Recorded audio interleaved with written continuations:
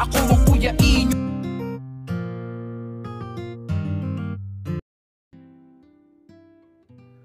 Magandang araw po sa inyo lahat at muli po, welcome po dito sa inyong paboritong programa.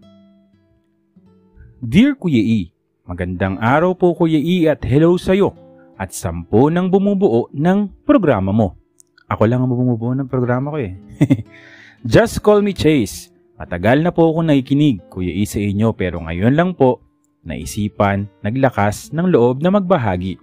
Sana naman po huwag akong i-bash kasi marami po sa listeners mo, madalas na mabasa ko na binubuli nila yung sender mo. Kuya E, ang kwento ko po ay tungkol po sa isang taong close po sa akin na hindi ko po kamag-anak. Nang mga panahon na yon, nangyari ito. Nasa 45 years old na po siya. 2017 po.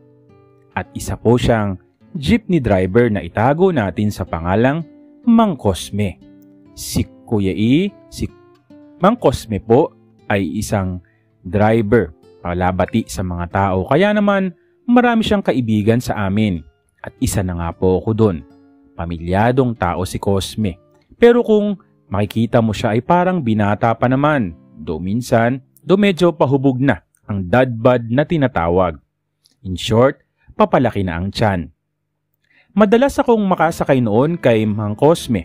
Hanggang sa kinalaunan nang malaman niyang malapit lang ang bahay namin ay lagi na niya akong hindi pinagbabayad every time po na masasakay ako sa kanya. Minsan din Kuya E kapag papasok ako noon dahil 4th year college ako. Sa unahan ako nasasakay at nagkikwentuhan kami. Bata pa lang ako Kuya E, ganun din ako tulad ng mga senders mo na may iba bang pakiramdam sa kanilang pagkatao. Kaya naman ang legs o ang pabakat na paps ni Mang Cosme ay hindi naka-iwas sa akin. At alam ko na batid kong alam ni Mang Cosme ang aking pagkatao. Dahil sa minsan, nahuli niya ako na nakasilip doon. Sinabi niya sa akin o dinaan niya sa biro kung may girlfriend daw ba ako. Sabi ko, wala. Sabay sabi na siguro, boyfriend ano? Huwag ka mag-alala. Sanay na ako dyan, iho, at wala namang problema sa akin. Sa totoo lang, nagulat ako sa sinabi ni Mang Cosme. Kami lang dalawa doon dahil pag-garahe na siya. Sabi niya sa akin, masarap pa rin naman to, kaya huwag kang mag-alala, ibibigay ko sa iyo to kung gusto mo. Alam ko naman Kuya E na may sawa doon sa pagitan ng binti niya, kaya naman naisip ko, gusto kong maranasan yon. Hanggang sa Kuya E, nakahanap ako ng pagkakataon. Ibinilin sa akin ni Mang Cosme na nasa garahe siya mag-isa ng 4:00 na madaling araw pa lang. Kaya kung gusto ko ay pwedeng sa ganong oras bago ako pumasok. Ewan nga ba, kinati at bakit nga ba gustong gusto kong maranasan yon. Ayun nga, ikaw na nagsabi, kinati ka. Dumating nga ang araw na pinakahihintay ko. Tinungo ko sa garahe si Mang Cosme. Madilim pa doon at lalo pang dumilim nang pumasok siya sa loob ng jeep. Ang bango ni Mang Cosme, amoy safeguard. Umupo si Mang Cosme at naaninagan ko ang pagbaba ng kanyang shorts. Tila nga ba naman ready na si Mang Cosme na nilanghap ko pa. Tunay ngang mabango at may ipagmamalaki ang mama. Solid, Kuya E ang experience na yon at ang isinabog ay may kasarapan din kahit na ganon ang kanyang edad.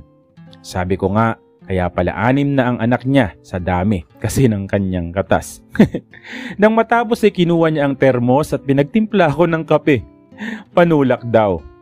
Sabi sa akin ni Mang Cosme, ano, naniwala ka na? Masarap ba? At malaki po. Ngayon, wala namang gumagawa sa akin yan. Boring ang asawa ko. Ngayon, kung gusto mo anytime, dito lang ako, madalas sa garahe at bihira naman ang mga napapadpad dito. Kung gusto mo, pero syempre, lihim lang to ha. Alam ko naman, tago ka rin. Nahuli lang kasi kita na nakatingin. Dahil sa alok ni Mang Cosme na humaling ako talaga Kuya E. Libre na. Sakay, libre palantak. Mabait kasi si Mang Cosme. Talaga at siguro gusto lang ng mama nang may lalantak sa kanya. Nakapag-ibang bansa agad ako Kuya E after kong graduate kaya Hindi na ganun kami kadalas na nakita mula noon ni Mang Cosme, pero naulit naman ulit ito nang mapauwi ako dahil sa nakaraang pandemya. Sabi ni Mang Cosme bakit ayaw ko daw mag-boyfriend. Sabi ko naman parang hindi ko na need dahil baka nga mas masarap pa siya sa ibang lalaki, though medyo patanda na rin siya. Pero Kuya E, masaya ako nakilala ko si Mang Cosme kasi napaka-real talk lang din niya sa buhay at super sabait. Ayaw kong sabihin na mahal ko na siya dahil hindi naman mababalik yon, pero siguro sadyang may ganun. Kontento ako sa nabibigay niya dahil up to now patuloy ang paglantak ko kay Mang Cosme na nagbibigay pa rin sa akin ng marami makatas na gatas. Chase.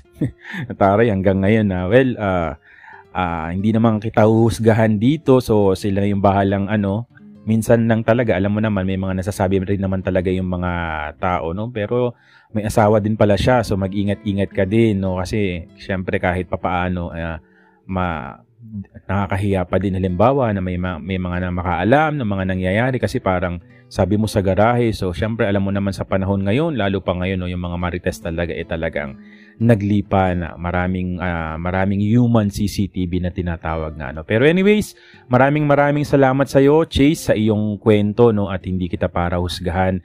At muli po, maraming salamat po sa patuloy na sumusubaybay, sumusuporta dito po sa inyong paboritong programa. Maraming salamat po sa inyo lahat.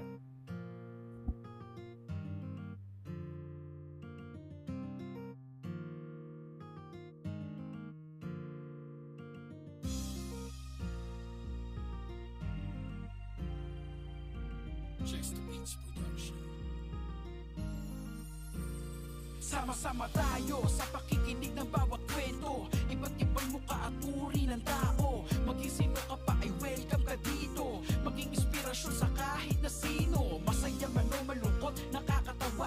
Sa tabi ang bawat bukod, di ka nag-iisa. Kaya tutok lang kayo sa bawat kwento na tatago sa inyong puso.